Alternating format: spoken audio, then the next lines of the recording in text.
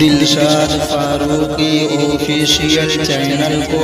Subscribe کیجئے اور اپنے خاص مسائل کو حل کیجئے کہ جانور کے گوشت کو کتنے حصوں میں تقسیم کیا جانا ضروری ہے، یعنی کن کن لوگوں کے لیے قربانی کا گوشت رکھا جائے گا۔ تو قربانی کے جانور کا گوشت کو تقسیم کرنے کا طریقہ یہی ہے کہ اگر ایک جانور کے اندر 7 آدمی ہیں اور 7 الگ الگ ہیں تو اس کا بہترین اور سب سے افضل طریقہ یہی ہے کہ وزن کر کے تقسیم کیا جائے، تاکہ کسی بھی حصے دار کو اس کے دل میں یہ شک و شبہات باقی نہ رہے کہ مجھے کم ملا ہے اور اس کو زیادہ ملا ہے۔ اس وجہ سے 7 حصے داروں کو تقسیم کر کے وزن کر کے دیا جائے گا، تاکہ تمام لوگوں کے شک و شبہات دور ہو جائے اور سب کی قربانی درست ہو جائے۔ اور اسی طرح سے اگر اکیلا جانور، ایک آدمی اگر اکیلا قربانی کرتا ہے تو سب سے بہترین اور افضل طریقہ یہی ہے کہ ان تمام گوشتوں کو 3 حصوں میں تقسیم کیا جائے، اور ان میں سب سے پہلا حصہ جو ہے وہ قریب کے رشتہ داروں کے لیے نکالا جائے گا۔ یعنی 3 حصوں میں تمام گوشتوں کو تقسیم کر لینے کے بعد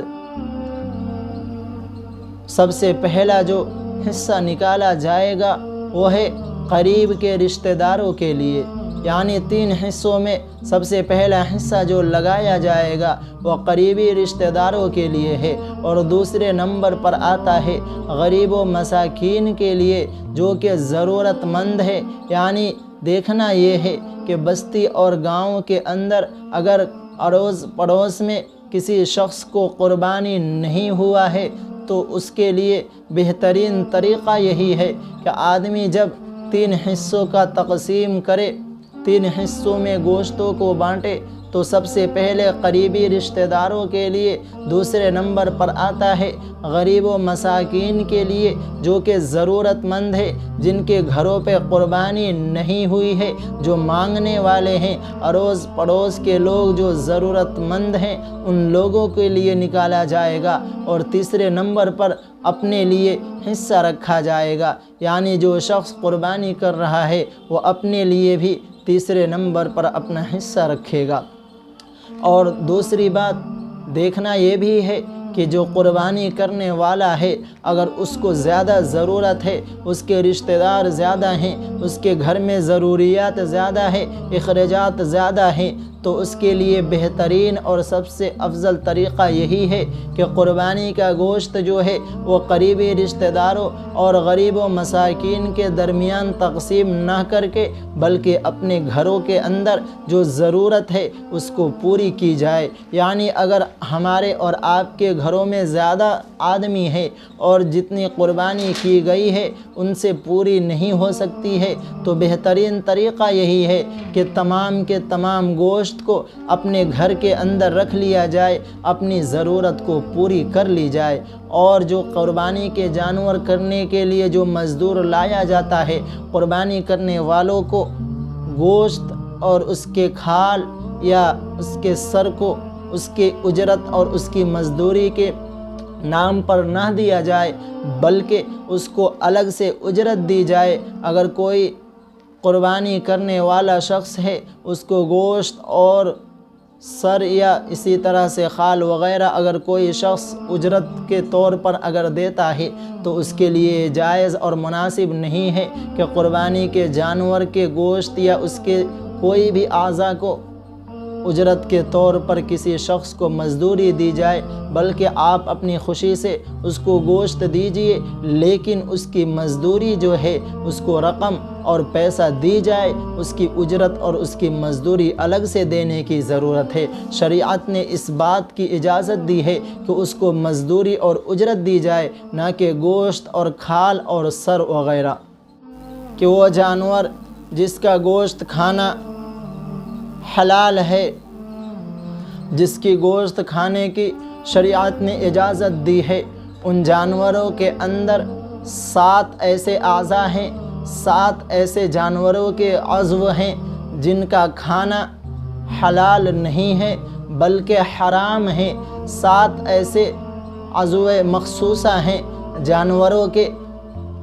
جن کا گوشت کھانا حلال نہیں ہے، جن جگہوں کو کھانا حلال نہیں ہے۔ قربانی کے جانور کے اندر 7 ایسے اعضاء ہیں جن کو حضور پاک صلی اللہ تعالی علیہ وسلم نے کھانے کو ناپسند فرمایا ہے، یعنی آپ صلی اللہ علیہ وسلم نے جانوروں کے اندر 7 ایسے اعضاء ہیں جن کو کھانے کو پسند نہیں فرمایا ہے، کھانے کو منع فرمایا ہے۔ وہ 7 عضو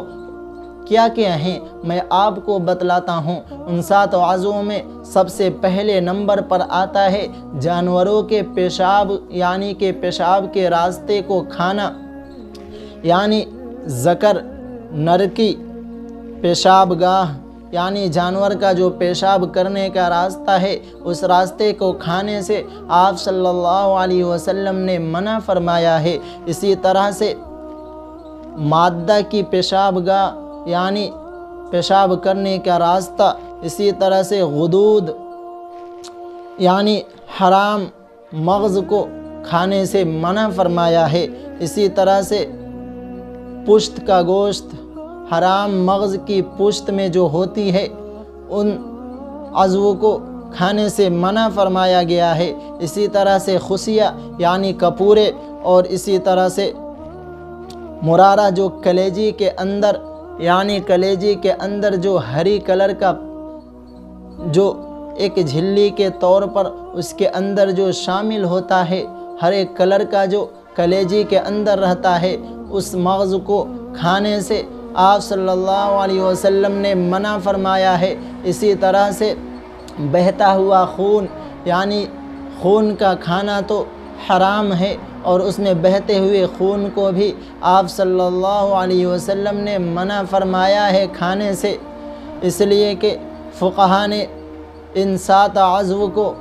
کھانے سے منع فرمایا ہے، حلال قرار نہیں دیا ہے۔ اور اس کے علاوہ جتنے بھی عضو ہیں، جتنے بھی عضو مخصوصہ ہیں، تمام کو فقہاء کرام نے کھانے کی اجازت دی ہے، یعنی یہ 7 عضو ہیں جن کو کھانے سے فقہاء کرام نے منع فرمایا ہے، حرام قرار دیا ہے، اور آپ صلی اللہ علیہ وسلم نے اس کو ناپسند فرمایا ہے کھانے سے۔ اس لیے ہمیں اور آپ کو ان تمام عضو مخصوصہ سے بچنے کی ضرورت ہے جن کو آپ صلی اللہ علیہ وسلم نے ناپسند فرمایا ہے کھانے سے۔ قربانی کے جانور کے اندر اگر یہ 7 عضو ہیں تو ان کو کھانے سے۔ دینی بیانات کو سننے کے لیے ہمارا یوٹیوب چینل دلشاد فاروق